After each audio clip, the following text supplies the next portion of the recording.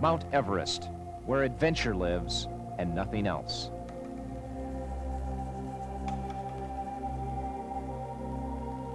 You look at that thing with that plume blowing off it, and I mean, there's magic.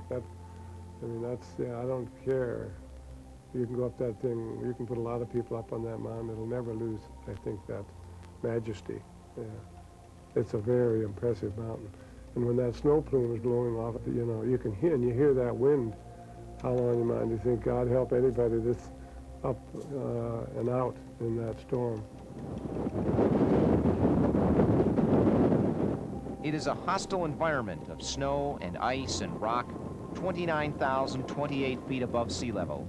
But here in that environment lies the frozen testimony of man's enduring quest to conquer the world's highest peak. Discarded oxygen tanks, tattered tents, hiking boots, tons of garbage piling up for the better part of a century on top of what the Nepalese call Sagarmatha, the mother goddess of the world. Resam piriri, resam piriri, udara jonki danama basung resam piriri. Hi, I'm John Yeager. The song you hear is a Nepalese folk song describing the feeling one gets after scaling a tall mountain. What we hope to do in the next hour is give you a feeling for what it's like to scale the world's tallest mountain, Mount Everest, here in Nepal. But we're also going to tell you the story of two Seattle mountain climbers, Brent Bishop and Scott Fisher, and how they sought to climb to the top of the world and bring down thousands of pounds of debris left on Everest.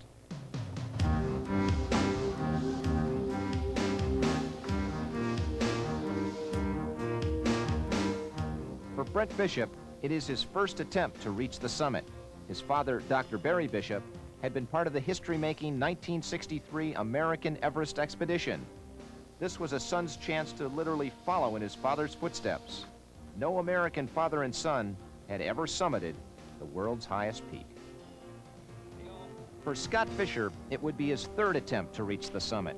He had climbed K2 in Pakistan, the world's second highest mountain, and he was the first American to climb Lhotse, the fourth highest mountain in the world, at 28,000 feet in the shadow of Everest. Still, he had not gotten the big one. For each of these two men, reaching the summit of the world would be a quest. Would they be able to do it? Would they join that elite fraternity of mountaineers who had been to the top of the world and lived to tell about it? Because Brent Bishop and Scott Fisher were doing more than climbing the world's highest mountain. They were dedicated to going up Everest to clean the world's highest junkyard.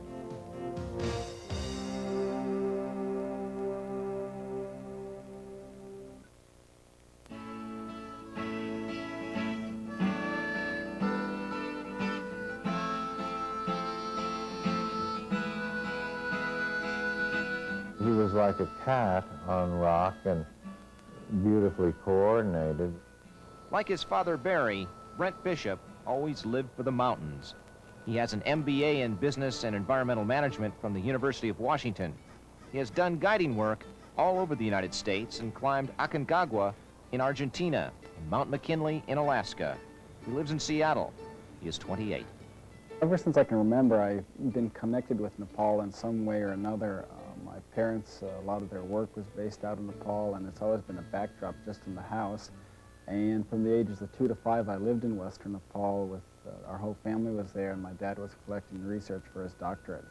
So Nepal has always been a connection to our family. My mother has been leading treks to Nepal for 20 years, and my father's done a lot of work there. So numerous slideshows, pictures around the house, living there.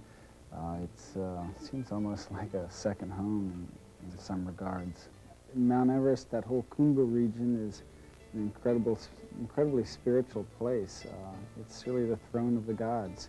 And when you spend some time there and you can look at those mountains firsthand, they are impressive. They're like no other place in the world.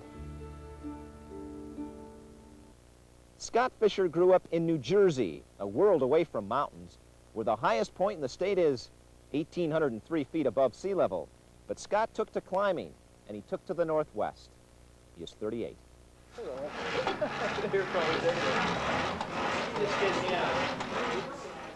I climb mountains for a living and also try to teach people how to climb mountains. and I run a company. I'm owner of Mountain Madness and Adventure Travel Service based here in Seattle. For 20 years, he has known his wife, commercial airline pilot Jean Price. Scott is I think, very unique in that I chose a career, and I think most people choose a career. Scott is his career, more than probably anybody I've ever known. They have 2 children, Andy, 7, and Katie Rose, 4.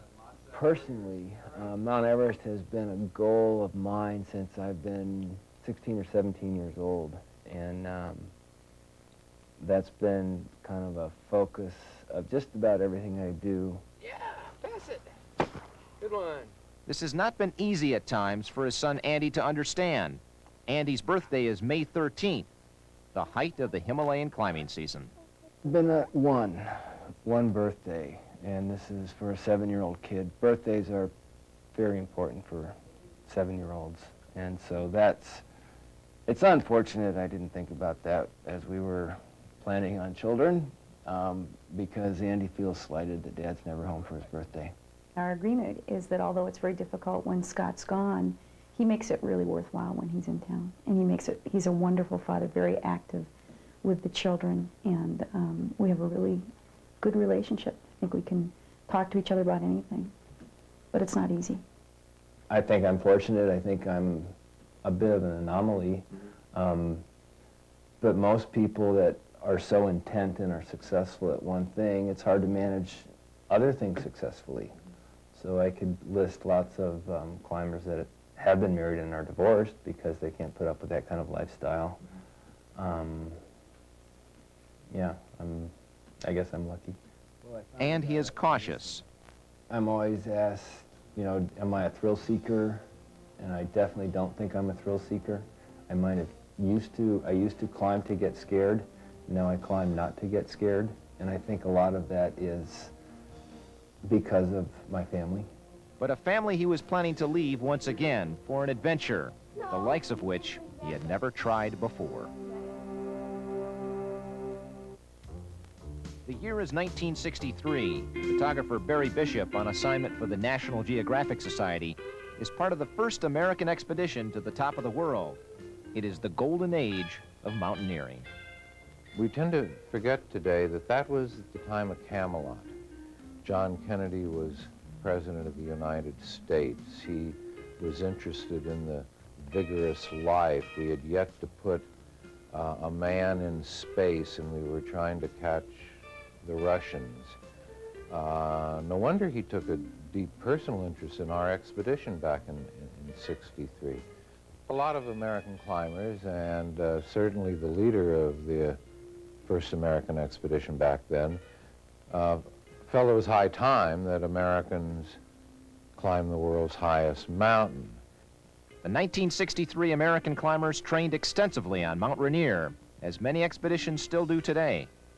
I don't remember much of reflecting on it or what it was like, except that we were being battered by wind and staggering and suffering from lack of oxygen. And the big question was, would we make it? And so that was what was on our minds. Could we push it and do it? They did, and they were heroes. I received a lot of awards, local and national. Outstanding Young Men of the Nation, 1963. I received a medal from President Kennedy. Proved that I could get to 29,000 feet with great difficulty. Brent Bishop would go on to a job as Vice President of Research and Exploration for the National Geographic Society. From personal care into products that... Whitaker would go on to run a business selling environmentally friendly cleaning products called Greenway in Port Townsend, Washington. Everest at some time seems like it was yesterday, and other times a long time ago, 100 years.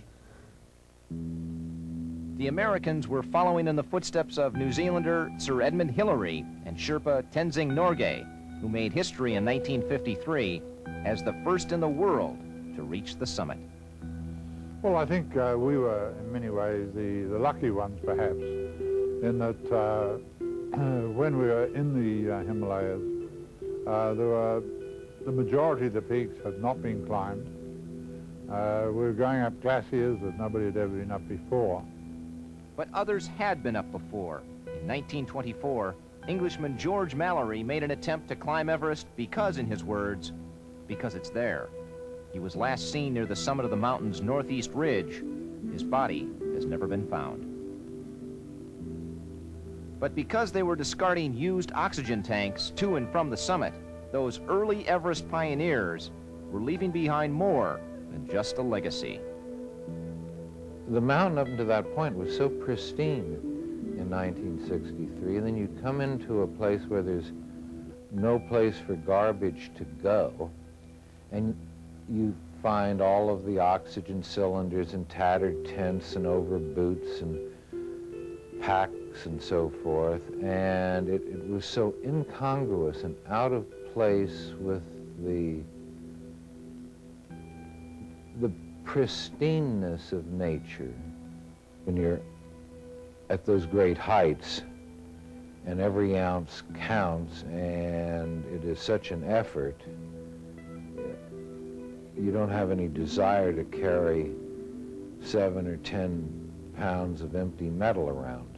We were ignorant in many ways in 1963. Even then, the debris was starting to mount. Barry Bishop used words to describe the South Col that his son Brent, 30 years later, would remember vividly. He would coin the phrase, the world's highest junkyard.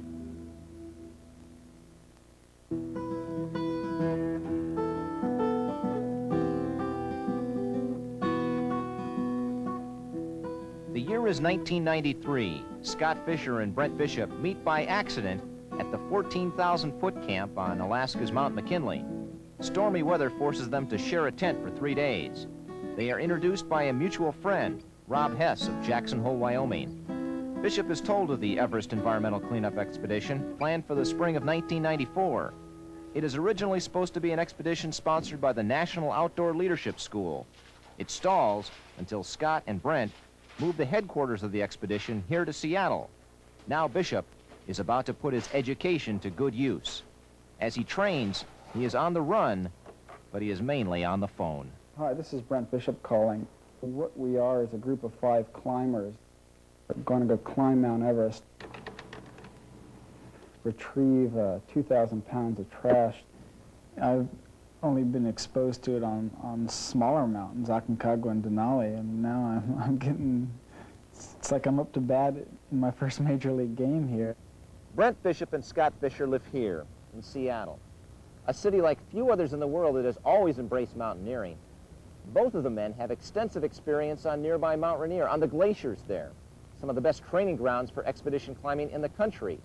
But Mount Rainier is 14,410 feet above sea level.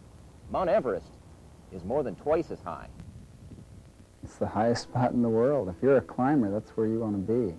You can't get any higher without mechanical aids, basically. If you're a climber, you've got a desire to keep going up. And if you stand on the summit of Mount Everest, there's no place left to go. The pressure to summit was starting to show. Can I have to summit? Well, no, wait a minute. I don't. You don't have to summit. No, I don't. But I would like to. Right. But Barry Bishop was happy with what Brent was doing and where he was going. Part of me as a climber and some of me as a father, I think it's terrific. You know, I'm pleased that the apple doesn't fall far from the tree. Still, Barry Bishop knows about the danger up there that awaits his son. In 1963, he had to be airlifted down from the mountain. He brought back spectacular pictures, but lost 10 toes and parts of 2 fingers to frostbite. Oh, I lost 2 fingers. But he goes with your blessing. Absolutely. He'd go without my blessing, but he has it. Oh, Craig Seashore? Yeah, but go get that. Scott Fisher and Gene Price are aware of what can happen in mountaineering. Scott knows a lot of his old friends don't climb anymore. Well, a lot of them are dead. She knows all about the danger up there that awaits her husband. The biggest problem of the whole thing is being incommunicado, not having any idea what's going on. But I don't ever worry about a phone call. I mean, I have faced a long time ago that my husband does something incredibly dangerous, and that I hope and pray that, you know, we'll see our 40th anniversary. And there's a picture of Mount Everest with the moon over it. But incredibly dangerous to some is just plain incredible to others. So this is the stuff I wear so that I don't get too cold. I want my hands and my fingers not to get frozen, because it is cold up in these mountains where I go. And as he tells these West Seattle kids about his upcoming trip, Scott Fisher knows that the part of his job that's dangerous is the part that makes it cool. What do we need in the air that helps keeps us alive and helps keeps us warm? Oxygen. That's right. So at 29,000 feet, you think there's much oxygen? No. No, not much oxygen. And it's oxygen that helps keep you warm. Look at all the litter that people have left up at the high camp on Mount Everest. All those yellow bottles are oxygen bottles. And that's what helps people climb. But they need them to climb up. They don't need them to climb down. And sometimes people are so tired that they're so worried about their safety that they just leave their oxygen bottles up there. Sometimes people will just leave their tents up there. So that's not good. So when I go climb Mount Everest this time, we're going to really try to bring down a lot of this litter. We're going to bring down some of these oxygen bottles. Whoa. Scott Fisher would be taking prayer flags made by his son's grade school class on this adventure. He knew they would be welcome signs of home, but he also knew that what he and his team were attempting would not be easy, and that it would be on the other side of the world. On Saturday, March 12th, they left Seattle, bound for Kathmandu, Nepal, in the Himalayas. See you at base camp. From the United States, it's a 20-hour plane trip to Thailand, and then another 3.5 hours to Kathmandu, the capital of Nepal. In many ways, you travel back in time.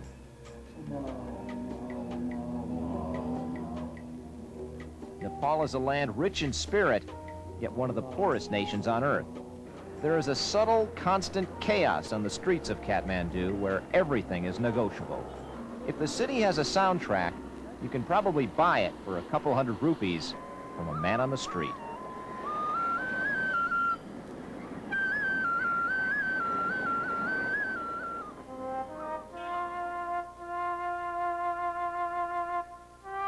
From Kathmandu, it's a short, adventurous plane ride to a mountain village called Lukla. It is here you meet the Sherpas, distant cousins of the Tibetans who live on the northern side of Everest.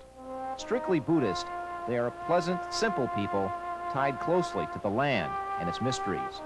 Sir Edmund Hillary once said the Sherpas have so many characteristics that we, as Westerners, would like to think we have. He called them tough, courteous, tolerant, and cheerful.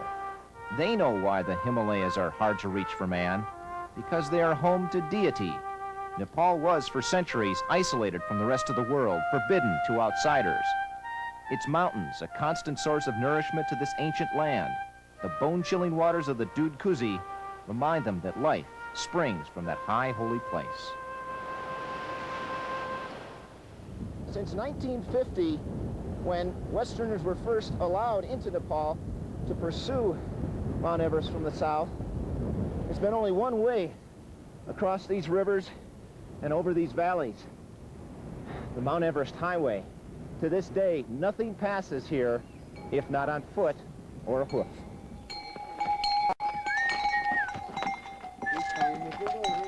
Yaks are the prime movers up and down the Khumbu Valley. It is wise not to be in a hurry behind a yak train. They are one of life's great equalizers in this timeless land. To be in a hurry here is pointless. The hills go on forever, as far as you can see, and then some more after that. Everest from here is only 18 miles by air, but to get to where you're going, you walk, and you walk, and you walk some more, until you're tired, and then you walk some more after that. Soon you reach Namche, which clings to a hillside more than 11,000 feet above sea level.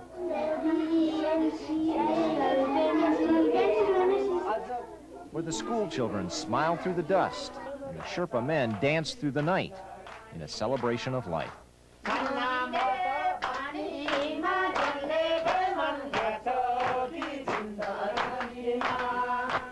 It is a life devoted to the reverence of this place and man's insignificance in it. Like few places on Earth, here in the Himalayas, it is easy to see yourself as small, if you can see yourself at all.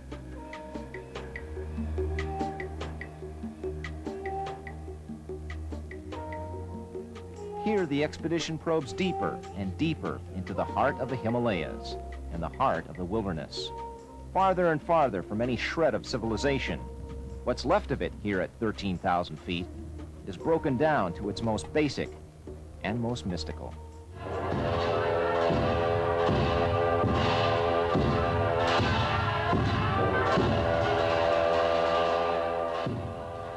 The Buddhist monks at the monastery in Tengboche pay daily homage to the heaven at their gate. The goal is now for the first time visible on the northern horizon, up there in the clouds, above the rest, Everest.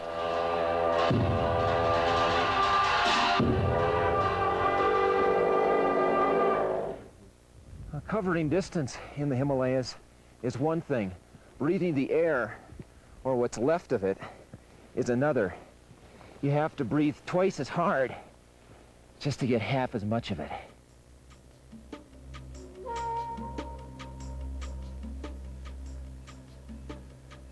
The Khumbu Valley is so stark and so savage that nothing grows here besides your apprehension. It is a barren land, more lunar than polar.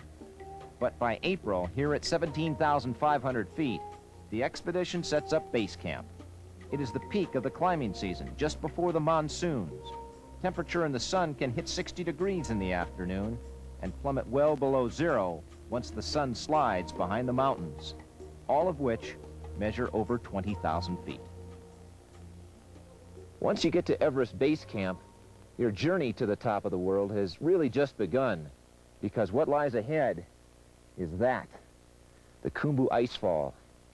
It was here in 1963 where Brent Bishop, Jim Whittaker, and the rest of the American expedition lost their friend, climber Jake Breitenbach, who was killed in a sudden avalanche. Still, it's the only way up from base camp to stock advance camps higher up the mountain.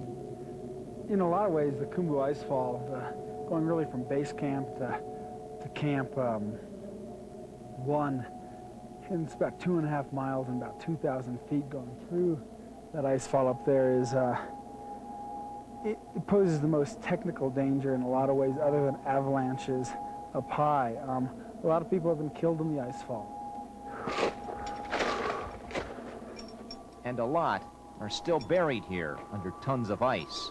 It couldn't be far from his mind that he and the others were walking on a frozen graveyard.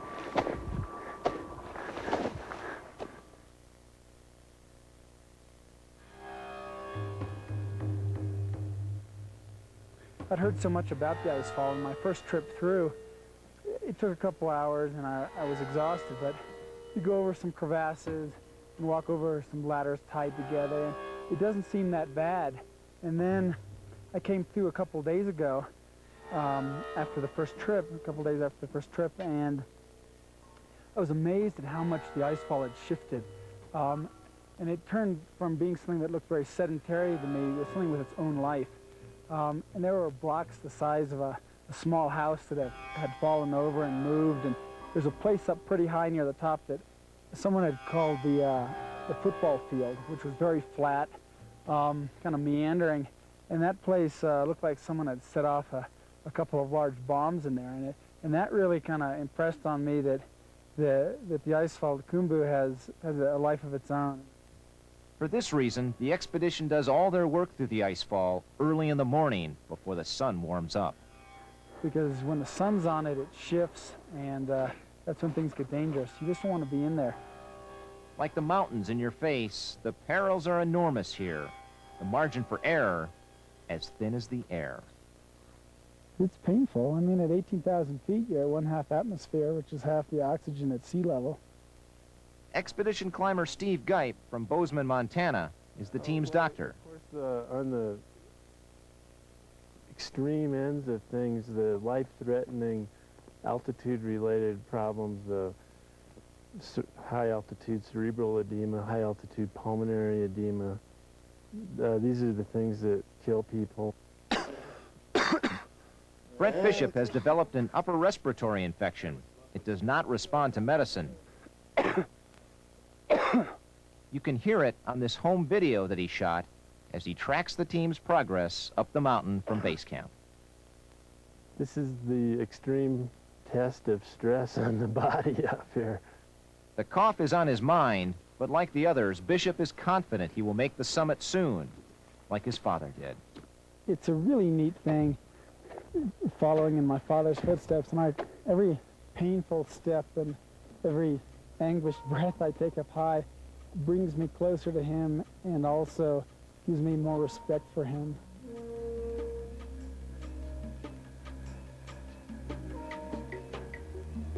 You don't just arrive at Mount Everest and climb it. You prepare for it.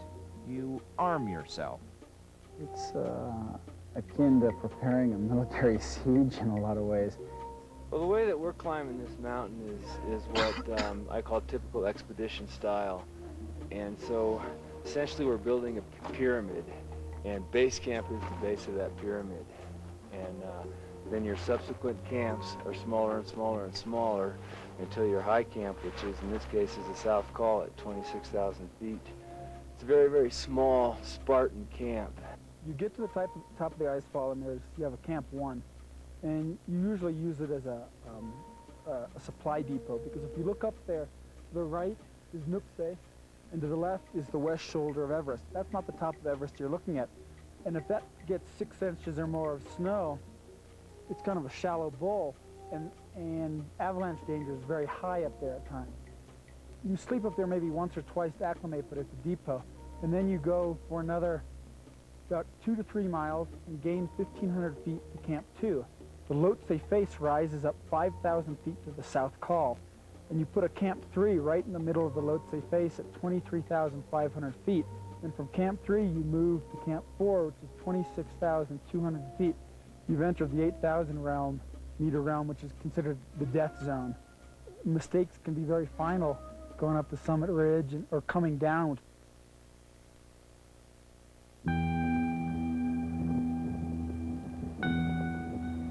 This is the first time Brent Bishop sees firsthand any of the garbage his father and other Everest pioneers had spoken of. There was a lot up there. Sir Edmund Hillary saw a lot, and that was back in 1953. We know that all the junk high on the mountain has been accumulating. The South Col is littered with hundreds and hundreds of oxygen bottles and empty cans and torn tents and even dead bodies. It had a big impact on me. It seemed like a sea of bottles. At the South Col, it's not a pretty place. It's very difficult to live. That's why most everybody uses oxygen to sleep and climb. We had agreed to clean up 2,000 pounds of trash off the mountain, and there have been a number of efforts at base camp, which technically, or from a logistical standpoint, is not a problem. You can just walk up there with some yaks, load some garbage on them, and take it out, and you can get the place relatively clean. We wanted to address up higher on the mountain, which no one had ever done before. And it was important that we did not dedicate anyone solely to cleaning up trash, meaning that we weren't going to hire some Sherpas just to bring down trash, because we didn't feel it was ethical to risk someone's life for trash. What Bishop comes up with is as novel as it is simple. Offer an incentive to the Sherpa workforce already there in place. There's already an incentive program in place to haul supplies up the mountain. Well, we'll just put one in to come down. It's really a simple idea. It works. Sherpas are getting paid for bringing back empties. Oxygen bottles and other trash start to roll in. This is, again, all from base camp. Some of these bags have been brought down from Camp 2. I expect to get 20 to 30 more bags like this full of trash from Camp 2. That'll happen as more of the Sherpas begin to come down carrying loads at the end of the expedition. For 5 weeks, the team travels up and down the mountain, stocking camps and bringing back debris when they can. We're here to demonstrate that these types of things can be accomplished by a climbing expedition. And by climbing expedition standards, we're a small, low-budget team, probably definitely making the biggest environmental impact a climbing team has probably ever made on this mountain. The climbers were in good spirits. They were making real progress in their pledge to bring down mountaineering debris. But there were still other challenges that waited for them in the frozen rock at 29,000 feet. Could Brent Bishop make it to the top and achieve a measure of his father's success? Scott Fisher planned to summit without the use of artificial oxygen. In the climbing world, that's what's called climbing without O's. He had failed twice before. Was he asking too much of himself? Well, gosh, I kind of look at it, if I don't get it this time, I'm going to have to come back and try it a fourth time. And somewhere along the line it gets ridiculous, you know. My name is not Scott Everest Fisher. You put up with these conditions because you're focused, you're goal-oriented, and in a sense, you'll do whatever it takes. I want to have everything figured out, planned ahead, and in my control that I'm not going to get that scary adrenaline rush. Would the third time be the charm? This is the season that I'm going to climb Mount Everest. There was only one way to find out. This is the year. Finally, they were as ready as they were ever going to be. Weather forecasts looked good. Their window of opportunity would be either Monday, May 9th, or Tuesday, the 10th. On Thursday, May 5th, they left base camp.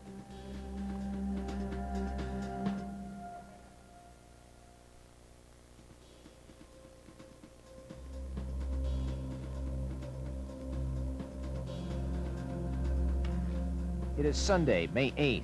Brent Bishop, Scott Fisher, and the team have made their way to Camp 4 at the South Col, 26,000 feet up. Everest is only a matter of hours away. It is so close. All the time and money and effort that goes into a climb like this, and it all comes down to one day. You've got to perform on that day, and you've got to get lucky with the weather. The weather was absolutely perfect. Better than it was that spring on the Tibetan side of Everest, where 5 climbers had already died. Still, they were confident and ready. When I left the tent in the morning, I left the tent expecting to get to the summit. Summit day, we got up at 12:45. You don't sleep that night, of course. You leave the South Col, your last camp, and that's at 26,200 feet. And most of the climbing that morning was in the dark. I was taking probably about 4 breaths per step, but I'm breathing incredibly fast and relatively shallow just because you get it in quick. But we're breathing like... And by the time we got a little light, you could see the south summit. And then it took us a couple hours up that southwest ridge to get to the south summit. And probably when I reached the south summit, which is maybe 100 feet below the summit, but you've still got a couple hours of traversing along this knife ridge, that's when I really, kind of the impact of the mountain hit me that I'm going to summit. Because you can see the summit for the first time once you get to the south summit, and I just felt a tremendous release of pressure. I hadn't realized how much pressure there was to summit on it. From being Barry's kid. We felt safe. We just did everything perfect as far as I'm concerned. And then upon reaching the summit, there's, for me, is an incredible sense of relief. I'm done. I've got this. I don't have to climb Mount Everest again.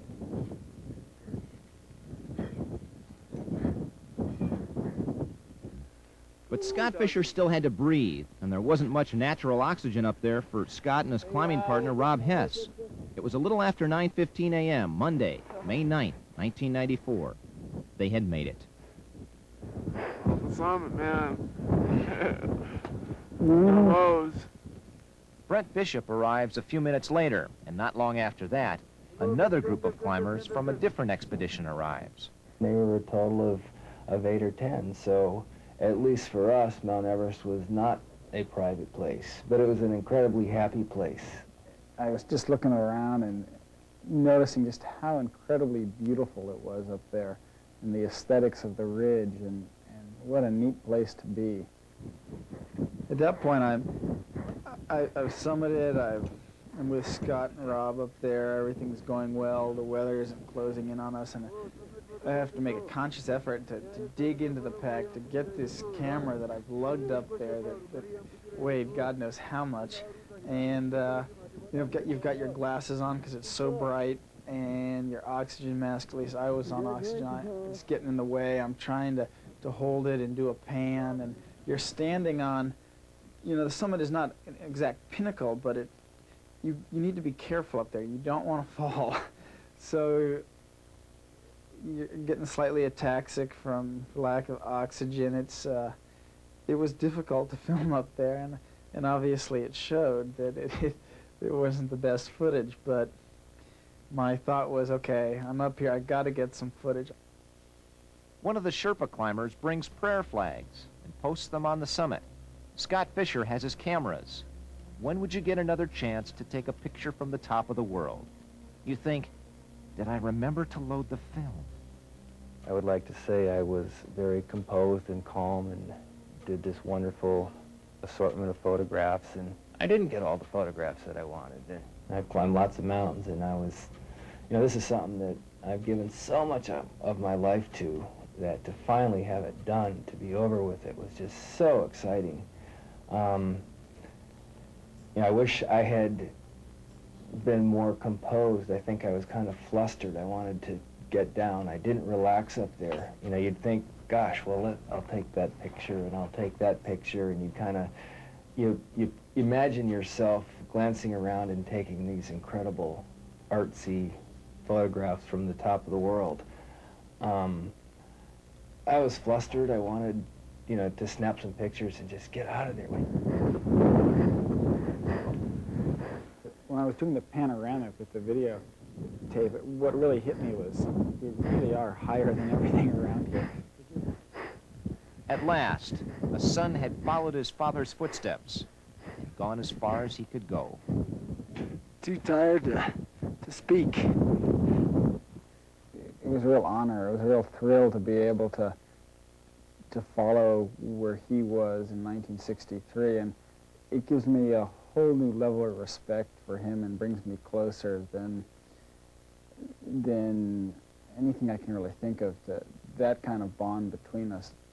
And at last, a father could come home to his family, knowing his dream had just come true.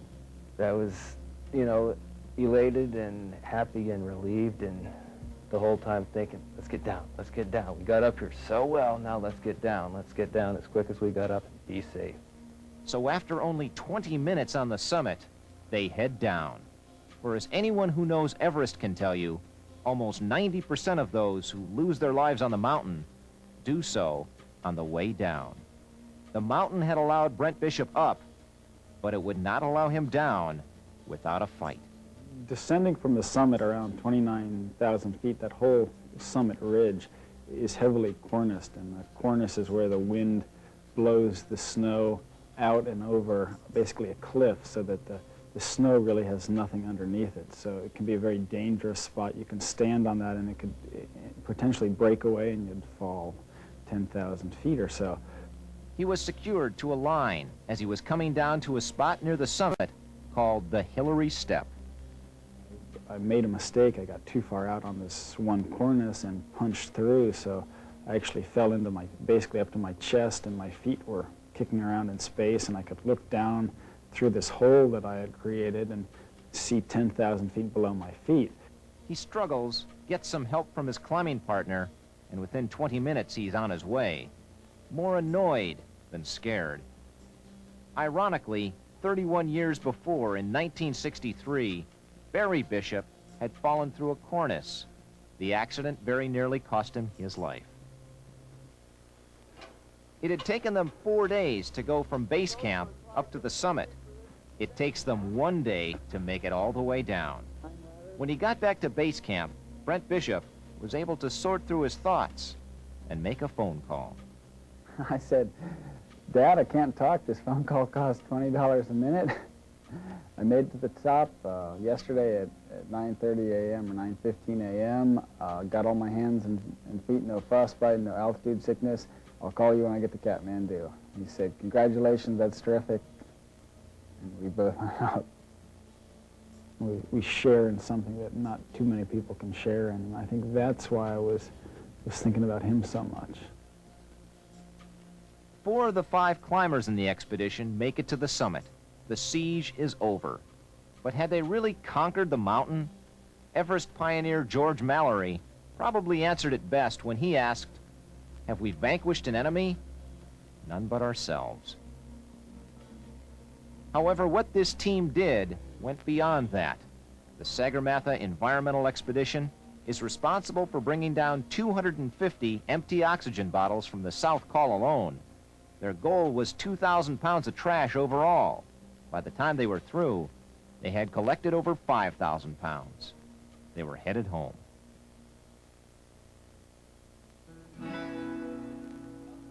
But this time, there is no White House reception in the Rose Garden. Hi, Rosie. Come here, give me a hug. Hi, Andy. When the team does come back home to Seattle on May 25th, there's a small reception for family and friends at the airport. What did Scott Fisher remember as he came down from the top of the world? One down. Been there, done that. Now I want to go home. Yes, let me go home. Yes, he had missed Andy's birthday again, but he was home, not bad. alive.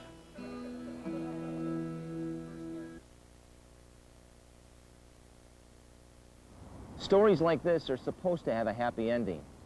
The dangers of the Himalayas were met and overcome by the expedition, and now they were going to get the recognition they deserved from the American Himalayan Foundation at their annual banquet here in San Francisco. Barry Bishop was scheduled to introduce his son, Brent. Barry never made it. On Saturday, September 25th, on his way to the banquet from his home in Montana, Barry Bishop lost control of his automobile near Pocatello, Idaho. He was killed instantly.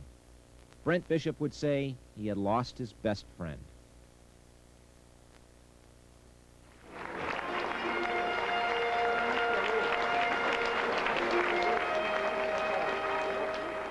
At the banquet, those who know him well remember him well. It was Barry who said after climbing Everest in '63, "There are no true victors, only survivors." Barry was a happy and fulfilled man. I'd like to propose a toast to our absent friends. We miss them. Shay. Shay, Shay. Shay, Shay, Shay. Portland's Luke Jerstead, also one of those Everest pioneers, would take Barry's place this evening at the podium. It would fall to him to introduce his friend's son, Brent. Brent came here from his mother's side because he wanted to make this a celebration for his dad. And I know that Barry would want this kind of thing to happen. I don't have a son, I have 2 daughters. But if I had a son, by God, I'd want you, Brent. Please come up. The evening would be difficult for Brent Bishop.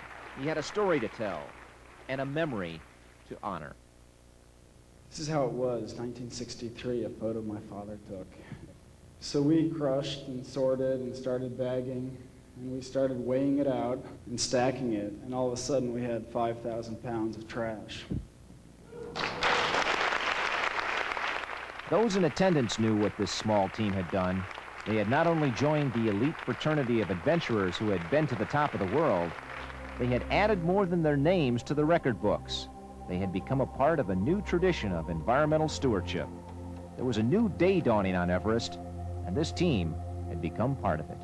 The goal was to actually climb and create a model for the future, run an expedition that other expeditions can model themselves after. Who really didn't know any better. The thought never penetrated our mind. It's the same people who love the mountain who fouled it.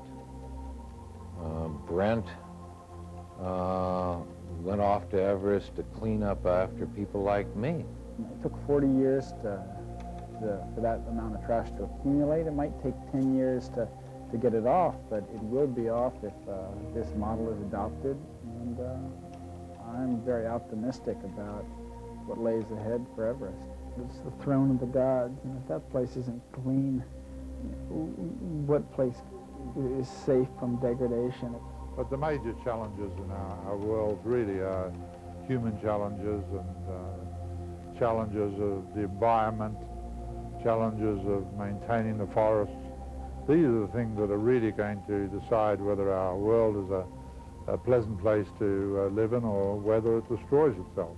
And as guests in another nation, you want to conduct yourself with dignity, and the opportunity to clean up and make an area that's one of the most beautiful spots in the world a better place, I don't see how you can turn that down. The challenge is the core and mainspring of all human activity, and that's the nature of man. So if there's an ocean, we cross it. If there's a record, we break it. If there's a disease, we cure it. If there's a wrong, we right it. And if there's a mountain, we climb it. But they all had something in common, the pioneers of the golden age of mountaineering and those of today. They all answer the big why the same way.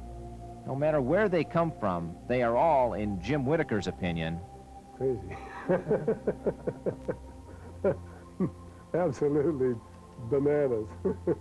Stark raving nuts. I guess a sense of adventure. It's got to be some of that. A sense of adventure and a sense of, you know, pushing the envelope a little bit and seeing what you can do. This is who I am. This is what I am. I am a mountain climber. Probably none of us wanted a day job. Everybody's going to check out of this thing one way or another. Nobody's going to get out of this thing alive. And so we might as well see what the hell we can do before we check out. We need red-blooded people that seek adventure and seek to find out who they are and what they can do and what life's all about.